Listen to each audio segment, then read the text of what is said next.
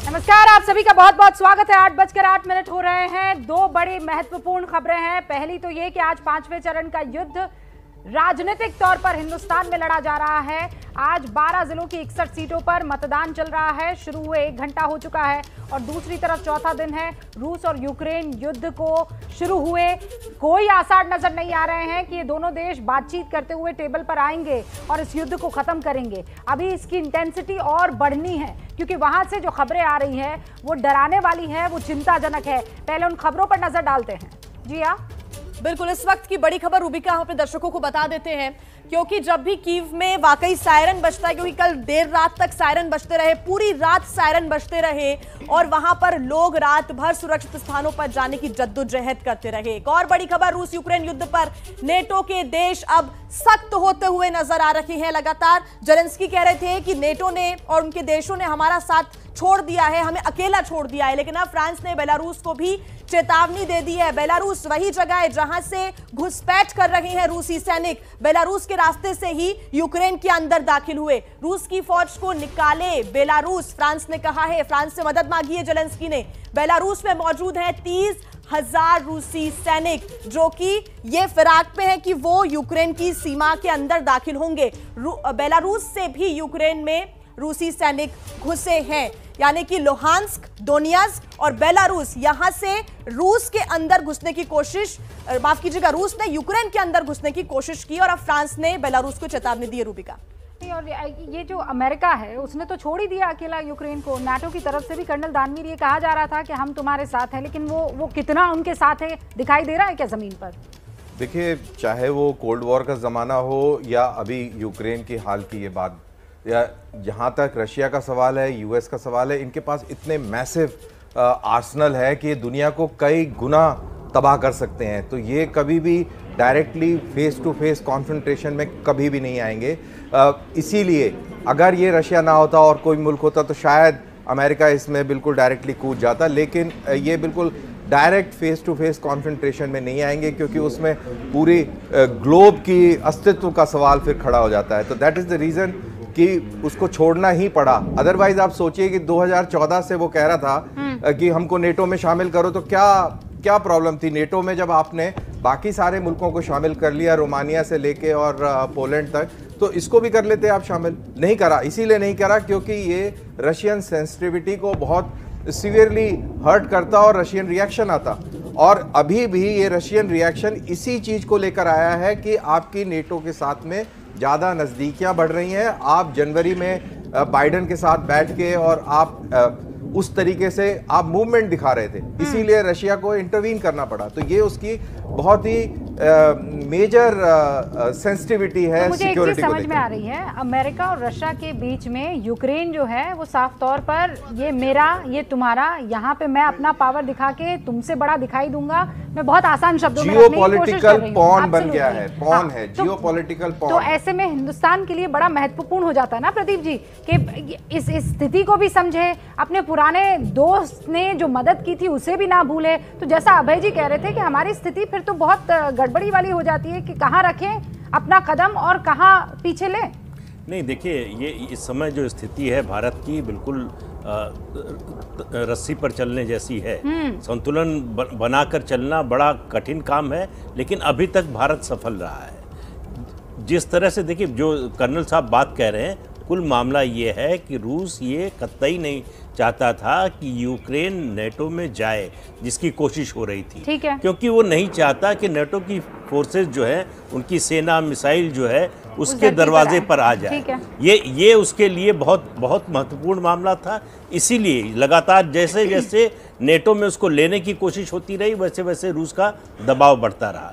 भारत के लिए देखिए, यूक्रेन का इतिहास भी तो देखिए, 98 में परमाणु परीक्षण का विरोध किया, कश्मीर पर लगातार यूएन में हमारे खिलाफ वोट दिया, और इसीलिए भारत की एक तरीके से स्थिति क्लियर भी है। उसने ये पास्ट में जो कुछ भी हुआ है उसके साथ उसको ध्यान में रखा है और इसीलिए वोटिंग जो है दोस्त की तरफ जाती हुई दिखाई दे रही है। जिया के पास एक बड़ी खबर आ रही है क्योंकि लगातार वहां पर बमबारी जारी है, लगातार वहां पर एक दूसरे पर अटैक का जो सिलसिला है वो जारी है। जिया, बिल्कुल। और रूबिका, ये भी दर्शकों को समझना होगा कि इसके पहले जब भारत ने यूएनएससी में अपना पक्ष रखा था तो कहा था कि शांति वार्ता होनी चाहिए, डिप्लोमेट डायलॉग के बिना कोई भी हल नहीं निकाला जा सकता। और यही वजह है कि एक बार फिर यूएनएससी की बैठक बुलाने पर विचार हो रहा है। रूस यूक्रेन संकट पर यूएन महासभा की बैठक पर विचार हो रहा है। महासभा की बैठक बुलाने पर आज वोटिंग होगी। देखना होगा कि यह बैठक होती है और फिर उसके बाद इस बैठक में यूक्रेन रूस युद्ध पर चर्चा होगी।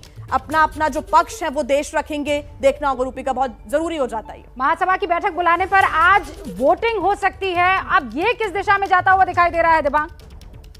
देखिए, ये एक बड़ी बात होगी, पर समझने वाली बात यह है कि यूक्रेन का स्टैंड आप देखें। यूक्रेन वो देश है जिसने जब ये बना था 1994 में एक बुडापेस्ट समझौता किया था। इन्होंने अपने जितने परमाणु हथियार थे और दुनिया में तीसरा बड़ा सबसे बड़ा जखीरा यूक्रेन के पास था, उन्होंने छोड़ दिया था। इसलिए छोड़ दिया था क्योंकि तब ये समझौता हुआ था कि अगर कोई भी बात होगी तो ब्रिटेन है, यूएस है और रशिया है, वो उनकी मदद करेंगे। ऐसा देश जो परमाणु हथियार अगर आप आज उसके पास होते तो इतनी हिम्मत नहीं करता रूस। और रूस ये थोड़ी तय करेगा कि यूक्रेन को नेटो में रहना है या नहीं रहना है। ये रूस की एक तरीके से बदतमीजी है, बेहूदगी है। और जो हम देख रहे हैं आज वो बेहद शर्मनाक बात है कि 1930 और 40 की जैसी लड़ाई आज यूरोप के बीचों बीच हो रही है, जिसमें ये देश अड़े हुए हैं। और यही एक वजह रही, यही इसी को टर्निंग पॉइंट कहा चांसलर शोल्स ने, जो जर्मनी के चांसलर हैं, जब उन्होंने ये तय किया कि 1000 मिसाइल देंगे जो एंटी टैंक मिसाइल हैं और 500 स्ट्रिंगर मिसाइल्स हैं जो सरफेस टू एयर मिसाइल्स हैं, जो विमानों को मार गिराने के लिए होते हैं। उस कैटेगरी के 500 उन्होंने दिए हैं। और ये हथियार पहले से हॉलैंड को दिए जाने वाले थे, लेकिन वो ऑर्डर बदलकर अब यूक्रेन को दिया जा रहा है। तो ये बहुत महत्वपूर्ण है समझना कि यूक्रेन का जो अपना मत है उसकी भी बात होनी चाहिए। आप दो बड़े देश मिलकर थोड़ी तय करेंगे कि एक देश क्या करेगा। और यूक्रेन को बहुत ज़्यादा छोटा देश नहीं है, मजबूत देश है। दुनिया जो है वो बढ़ गई है दिबांग। ये जो युद्ध है इसे लेकर संयुक्त राष्ट्र महासभा की बैठक जो बुलाने पर विचार हो रहा है, उससे निकल कर क्या आ सकता है अभय जी? क्योंकि बैठकों का दौर तो चलता रहेगा। आप एक ये होना चाहिए, ऐसा होना चाहिए, वैसा नहीं होना चाहिए, ये बातें तो आप करते रहेंगे, प्रतिबंध लगा ही रहे ना, उसका असर क्या हो रहा है? देखिए, संयुक्त राष्ट्र में भारत का रुझान रूस के पक्ष में रहा है। हाँ। और अतीत में आप देखें तो यूक्रेन का रुझान भारत के पक्ष में नहीं रहा है। यहाँ पर हमें समझना चाहिए कि भारत की दुविधा की सबसे बड़ी जड़ क्या है और जिसकी हम लोग चर्चा थोड़ी नहीं कर रहे हैं, वो है चीन की भूमिका।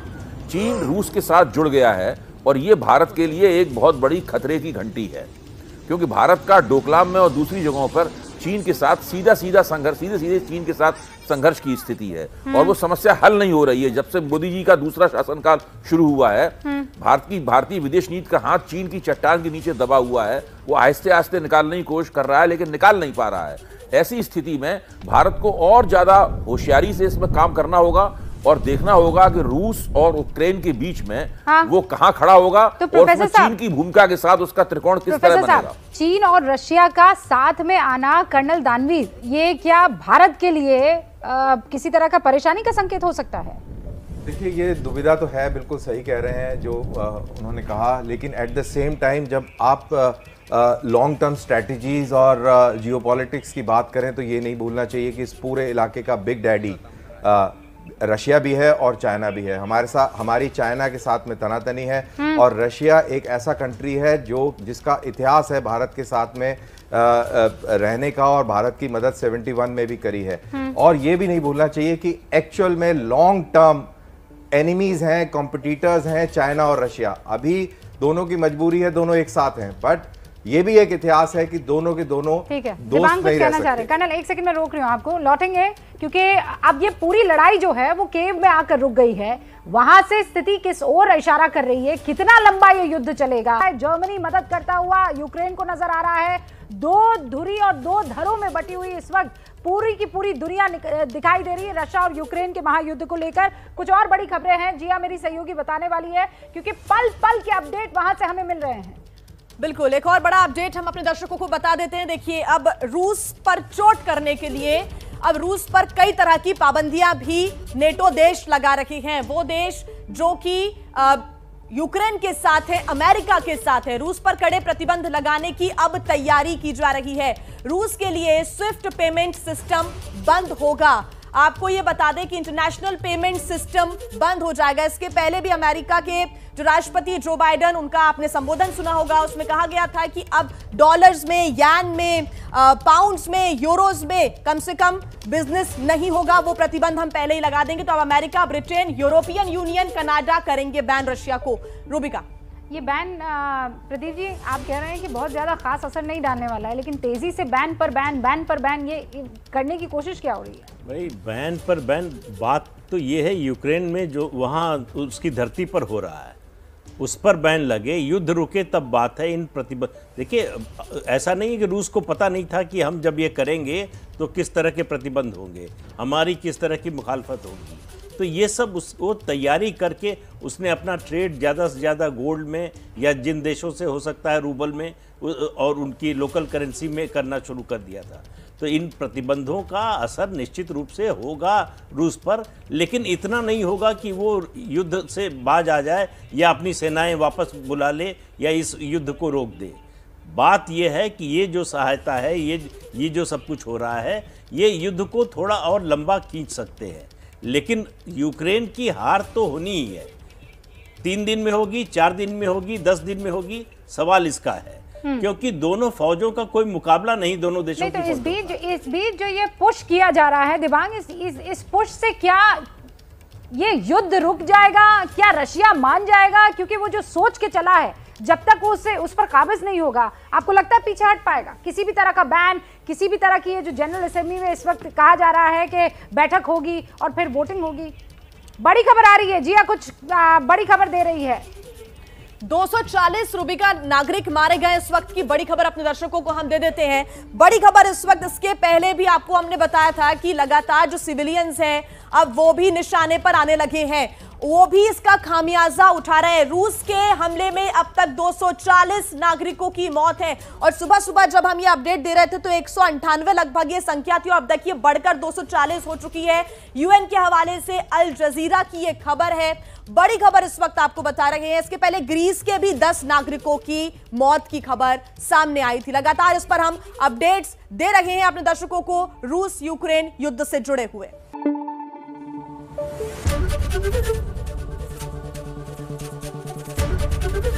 एबीपी न्यूज आपको रखे आगे।